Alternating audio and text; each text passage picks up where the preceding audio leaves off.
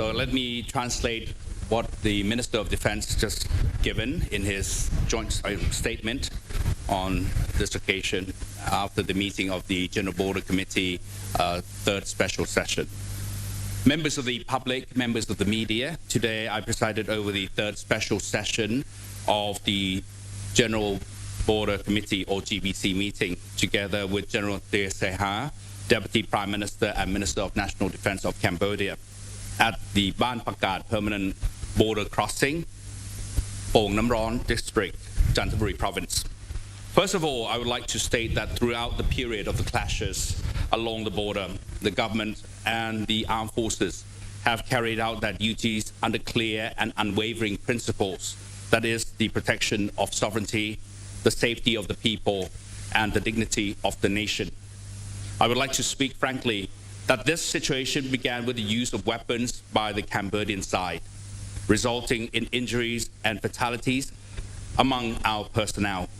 The armed forces therefore had no choice but to respond under the right of self-defense in accordance with international law and in strict compliance with universal military principles.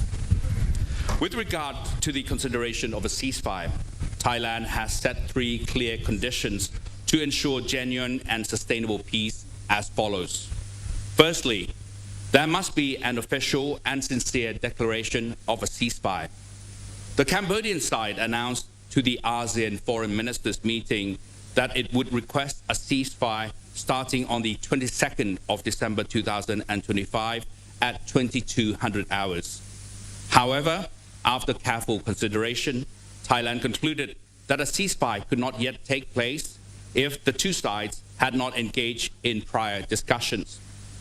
This led to today's GBC meeting and the formulation of a joint statement between Thailand and Cambodia, which will serve as a key principle and guidance for genuinely resolving issues between the 2 countries. Regarding the principle of a ceasefire, I have consistently affirmed that the armed forces will consider a ceasefire only when the opposing side clearly ceases hostile actions. I reiterate that this principle has never changed, and that the term cessation of hostilities is not measured by words or statements, but by actual behavior and action on the ground. Secondly, the ceasefire must take place in reality and in continuity. Accordingly, both sides jointly agreed on key measures, including both sides shall unconditionally cease fire, effective after the signing of the joint statement, starting at 1200 hours today, 27th of December 2025. The most important point in this joint statement is that both sides shall maintain their current troop levels in the area, with no movement or reinforcement towards one another, and no renewed attacks or provocations. The ceasefire will be monitored and observed for 72 hours to confirm that it is real and continuous. Once the situation stabilizes, civilians will be able to safely return to their homes, after which the 18 detained Cambodian soldiers will be released when the hostilities cease, according to the international norm and practice. However, if the ceasefire does not materialize, this would indicate a lack of sincerity on the Cambodian side to create true peace. Therefore, the 72-hour ceasefire beginning today is not an act of trust, nor an unconditional acceptance, but a time frame to tangibly prove whether Cambodia can truly cease the use of weapons, provocations, and threats in the area. According to military operational reports, the armed forces have already secured key terrains affecting the safety of the people. The blood and life sacrificed by many Thai soldiers must not be in vain. At the same time, we must also consider other strategic level factors such as the economy, Thailand's image and legitimacy on the international stage. Most importantly, as their superior, I am always mindful of the lives of soldiers who sacrificed for national sovereignty. And as a former soldier, I understand that every soldier knows that safeguarding the nation is the utmost duty and honor, even though their blood and lives may have to be sacrificed. Mechanisms to ensure implementation and verification of compliance with this joint statement include the ASEAN Observers Team, or AOT, and ASEAN Cooperation Mechanism for Regional Security. The border coordination offices of the two countries, which operate at the local level.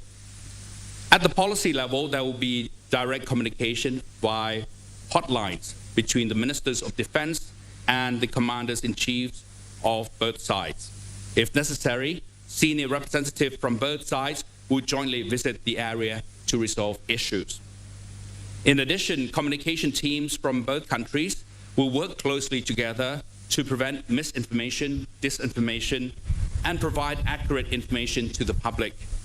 It must be acknowledged that misinformation, fake news, and provocative reports from both sides have consistently made problem-solving at all levels more difficult.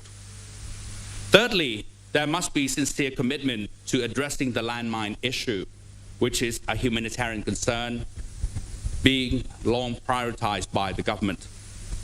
Accordingly, both sides agreed on de-escalation measures and clear operational mechanisms through the Joint Coordinating Task Force on Humanitarian Demining, or JCTF, ensuring systematic, safe, and transparent operations.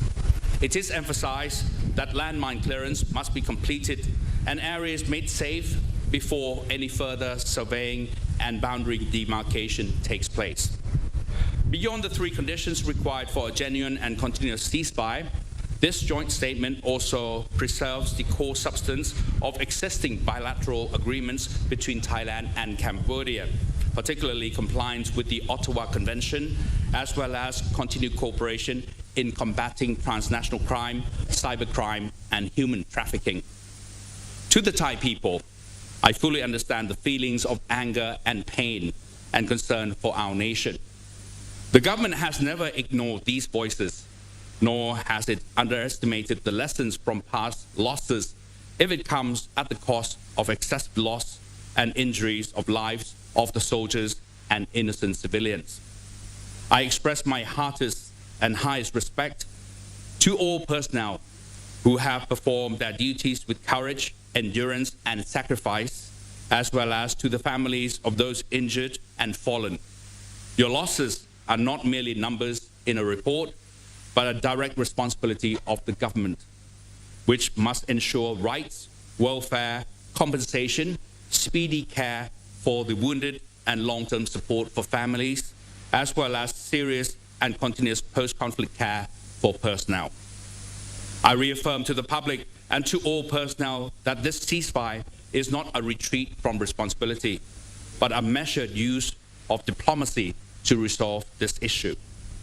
The government and the armed forces will closely monitor the situation and make every decision based on facts, with sovereignty, national dignity, and public safety as the highest priorities. I thank all soldiers and the Thai people for standing firmly with the nation and the armed forces with understanding and resilience during this critical moment for the country. Thank you.